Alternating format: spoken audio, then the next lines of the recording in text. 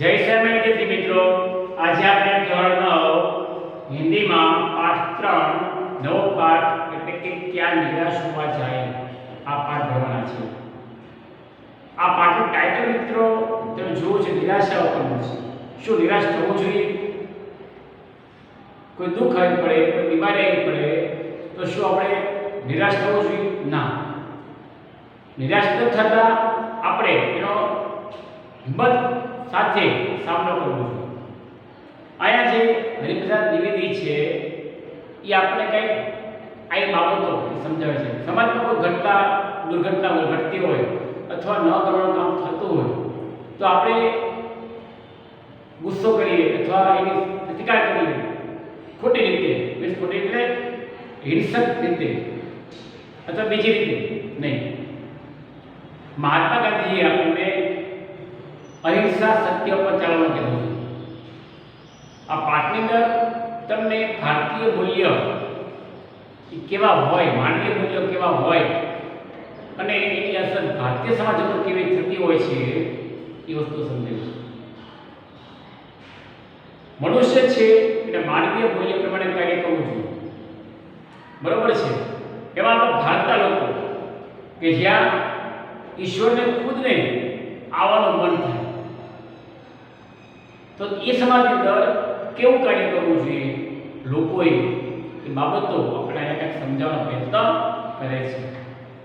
પ્રસ્તુતિમાં આ એક નિબંધ છે. લેખક અહીંયા સમજાવે છે कि तत्कालीन भारतीय समाज में व्याप्त अनाचार केवल बाहरी स्तर पर है, वास्तव में आज भी लोग में मानवीय मूल्य के प्रति कायम आस्था है. अब देश की अच्छी थोड़ी आस्था, मूल्य, मानवीय मूल्यों की आस्था अजीत है.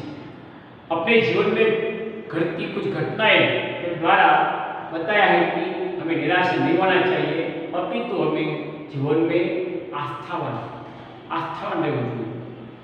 बराबर. तो હવે આપણે પાઠ જોઈએ છીએ. मेरा मन कभी कभी बैठ जाता है.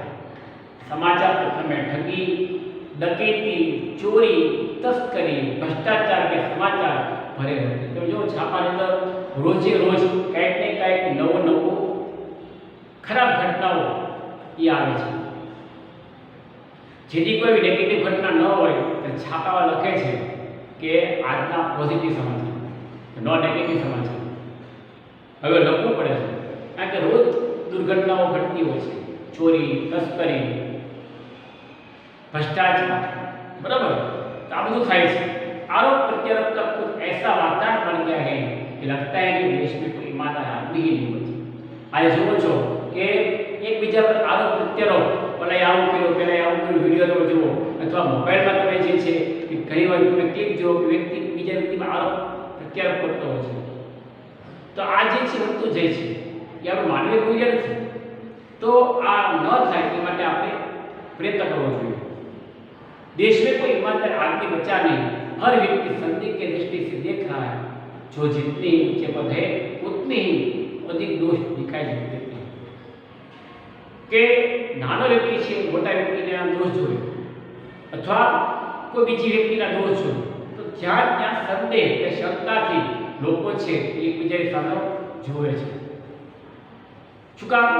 તો આમ ધાર્મિક દ્રષ્ટિએ જોઈએ તો આ સમય કળિયુગ છે. કળિયુગમાં માણસો આવા જોવાના.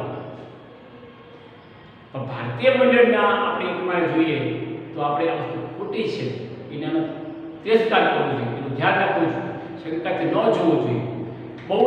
एक बहुत बड़े आदमी ने मुझसे एक बार कहा था कि ये समय सुखी वही है जो कुछ नहीं करता, जो भी कुछ करेगा उसके दोष खोजने लगे.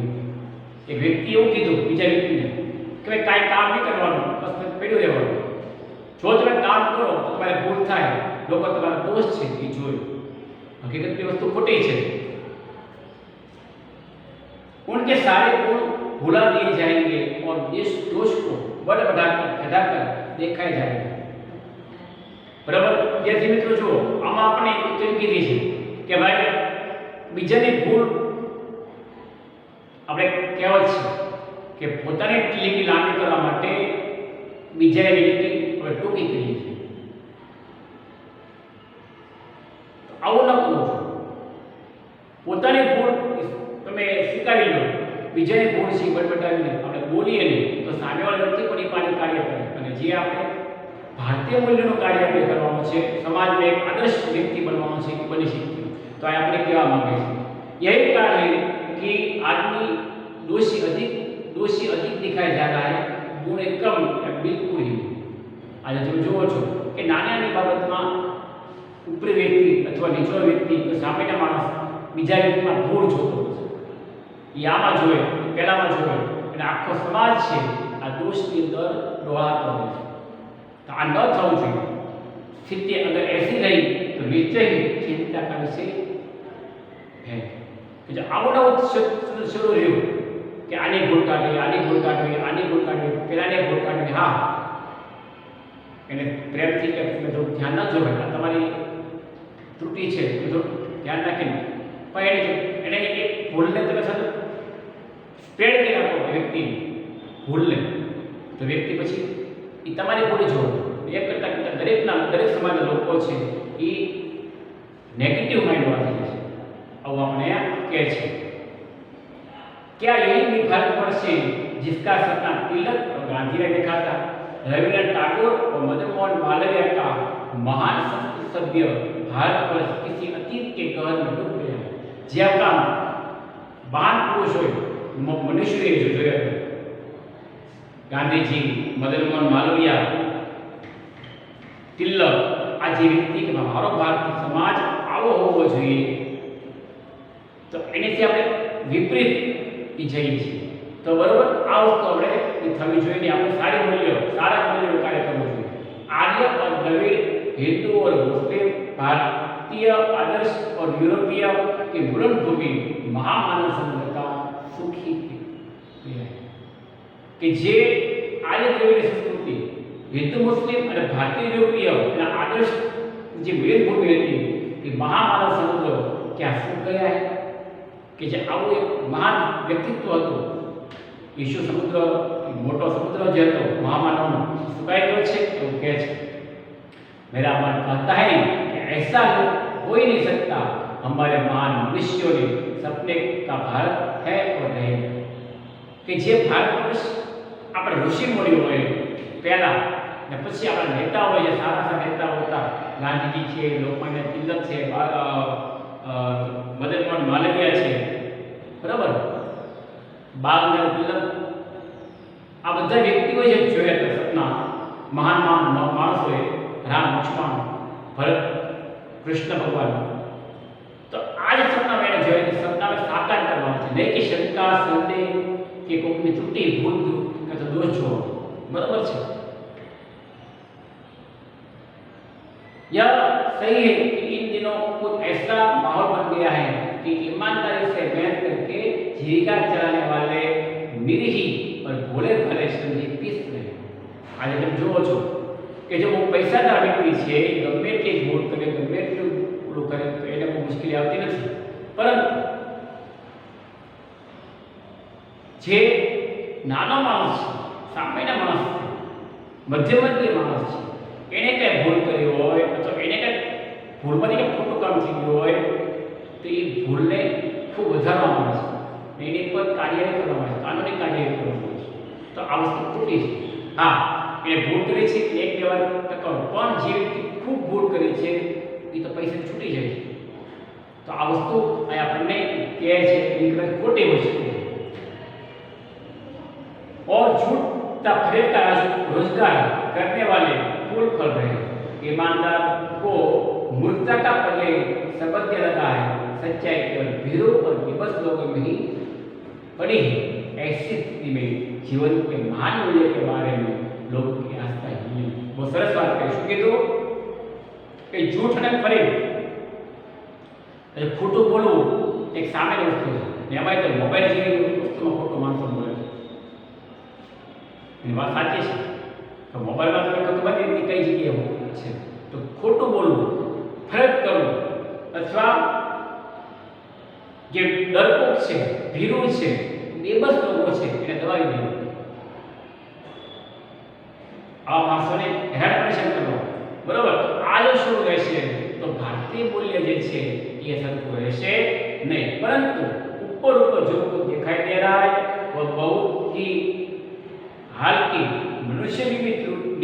त्रुटियों की देन सदा मनुष्य बुद्धि में परिस्थितियों का सामना करने के लिए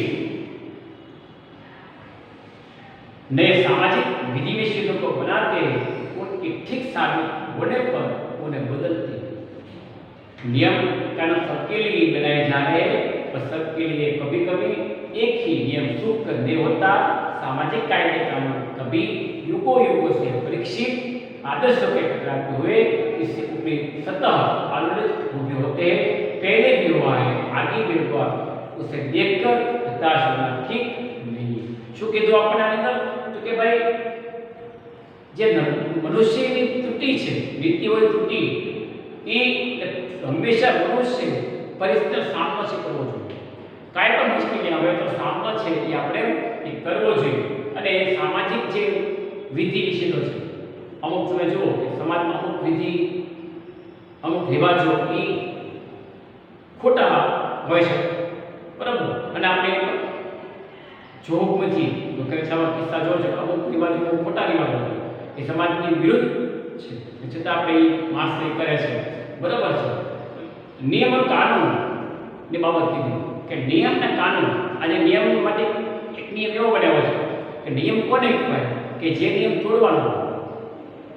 આપણે સામાન્ય વસ્તુ કીધી છે કે સ્કૂલની અંદર છે એ આ પ્રકારે વિદ્યાર્થીઓ કે શિક્ષકે રહેવું જોઈએ, અથવા ઓફિસની અંદર સ્ટાફે આ રીતે રહેવું જોઈએ, નિશાળમાં શિક્ષકે આ વિદ્યાર્થીએ આ રીતે ક્લાસમાં બેસવું જોઈએ। પછી બેન હોય કે ભાઈ વાલીઓ છે એ વિદ્યાર્થીને આટલી વસ્તુ એટલે ધ્યાન રાખવાનું। આ જે નિયમો બનાવ્યા છે શિક્ષણની અંદર, સમાજની અંદર, એ પ્રકારના કાર્ય છે કરવું જોઈએ।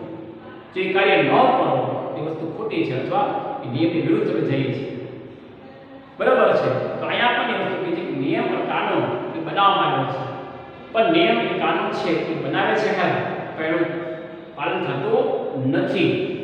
भारत वर्ष में कभी भौतिक वस्तुओं के संग्रह को बहुत अधिक महत्व नहीं दिया है। उसकी दृष्टि से मनुष्य के भीतर जो महान आत्मिक तत्व स्थिर भाव से बैठा हो वह चरम और परम है। लोभ मोह का आक्रोश आदि विकार मनुष्य के स्वाभाविक रूप में विद्यमान रहते हैं।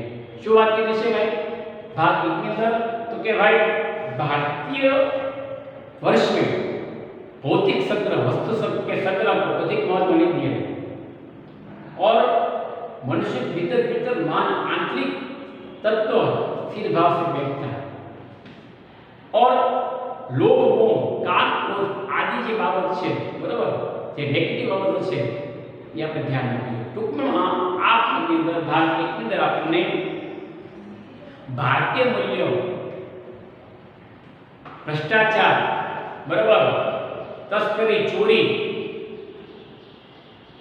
એની બાબતો આપણને એ એક નેગેટિવ બાબત છે કીધું છે। અને સાથે ભારતીય મૂલ્ય એટલે કે ભાઈ ભારતીય સંસ્કૃતિ, જે આપણા ઋષિ મુનિ હોય, મહાન વ્યક્તિ હોય, જે નિયમ બનાવ્યા હતા, એ પ્રકારે આપણો દેશ જે હતો અને મહામાનવ સમુદ્ર હતો, આજે એની વિરુદ્ધ એ વસ્તુ કાર્ય થાય છે। પછી આપણે જોયું કે મનુષ્યની ભૂલ ત્રુટિ એ આપણે જે છે પરિસ્થિતિ અનુસાર કાર્ય કરે છે। વિધિ નિષેધ સમાજનો જે છે વિધિ, બરાબર, નિયમો કાનૂન જે બનાવ્યા છે એ પ્રમાણે ચાલતા નથી, અમુક વ્યક્તિ છે એની વિરુદ્ધ કાર્ય કરે છે। પછી જોયું કે ભાઈ છેલ્લે પહેલા ભૌતિક વસ્તુઓ પર સંગ્રહ, બરાબર, અને લોભ મોહ આદિ વિકાર જે છે એ આપણામાંથી નષ્ટ થવો જોઈએ। તો વિદ્યાર્થી મિત્રો ત્યાં નિરાશ હોવા જાય એના ભાગ 1 ની અંદર આપણે એટલું જોયું। એમાં કુલ 3 ભાગમાં આપણે આ પાઠ છે વહેંચશું। ખાસ વિદ્યાર્થી મિત્રો તમને મારે અગત્યની વસ્તુ એ કહેવાની છે કે આપણે સંસ્કૃતની અંદર 2 પાઠ અને અત્યારે ગ્રામર ચાલે છે, હિન્દીની અંદર 2 પાઠ પૂરા થયા, ત્રીજો પાઠ અત્યારે શરૂ થાય છે। તો પાકી બુકની અંદર તમે લેસન લખ્યું હશે, ન લખ્યું હોય તો પ્લીઝ વ્યવસ્થિત લેસન કરી અને મને ફરજિયાત વોટ્સઅપ નંબર તમારી પાસે દરેક પાસે છે, તો મારા પર્સનલ મોબાઈલની અંદર તમે નંબરમાં આ લેસન છે મૂકવું ફરજિયાત। અને ખાસ વાલી પણ આ બાળકો વિદ્યાર્થીઓ છે એ લેશન કરે એ જોવે. કારણ કે જ્યારે નોટ માંગવામાં આવશે ત્યારે સમયસર નોટ વ્યવસ્થિત આપતા નથી. એટલે હું મોબાઈલમાં પણ છે તમને કહીશ કે ભાઈ દરેક પાઠ અત્યારે હિન્દીની વાત કરું છું તો હિન્દીનો પહેલો અને બીજો પાઠ કમ્પ્લીટ કરી અને મને દેખાડશો. ત્રીજો પાઠ છે એ પછીના પીરિયડમાં આપણે જોઈશું 3 ને 4 આવે અથવા 1, 2 ને 3 પાઠ એટલે આવતા લેક્ચરમાં 2 લેક્ચર પૂરા થાય. અત્યારે ભાગ 1 છે તો 2 ભાગ પૂરા થાય બીજા તો હું ત્યારે પણ તમને છે એ પાઠ 1, 2 અને 3 હિન્દીના 3 પાઠ એ પાઠ્યરૂપમાં લખાણ સવાલ જવાબ જે તમને કીધેલા છે તે પહેલા બીજા પાઠના ત્રીજા પાઠના પુસ્તકોને આપીશ. બરાબર છે. સંસ્કૃતમાં છે આવતા ઓલામાં આપણે વાત કરશું. ફરજિયાત પાઠ્યબુકમાં લખીને મને પુસ્તકમાં ફોટો પાડી મોકલશો. બરાબર. પછી મારે તમને ઇન્ડિવિજ્યુઅલ કહેવું પડે કે વિદ્યાર્થી મિત્રો આટલા લખી લેશન આપતા તો ન ખબર હોય તો તમે મારો મોબાઈલ નંબર તમારી પાસે છે અને ફોન કરીને પૂછી લેશો. ધોરણ 9 માટે કહું છું. બરાબર છે. ગ્રામર બુકમાં તમારે કંઈ લખવાનું નથી સંસ્કૃતની એ તમને હું કહીશ. બરાબર છે. અત્યારે પૂર્ણ કરીએ છીએ.